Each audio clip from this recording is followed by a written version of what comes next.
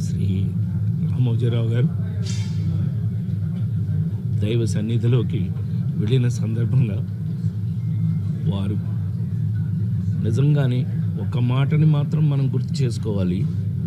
అంతటి మహానుభావుడు ఈ దరిద్రపు చెత్త రాజకీయాల వల్ల చివరికి మన క్షోభ అనుభవించి వెళ్ళారు.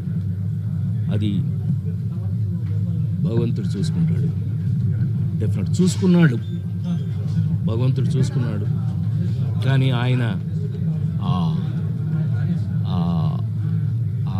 గెలుపు, ఆ నిజ గెలుపుని ఆయన అనుభవించి ఆ సక్సెస్ని ఆయన చూసే వెళ్ళారు. ఆ విషయంలో చాలా చాలా సంతోషం. ఆయన అనుకున్నది సాధించి మరి వెళ్ళారు. వారి మనశ్శాంతి, వారి జీవితంలో వారు ప్రపంచం బతికున్నంత వరకు కొంతమంది బ్రతుకుంటారు. అందులో శ్రీ రామోజీరావు గారు ఒకరు. అది ఒక చరిత్ర.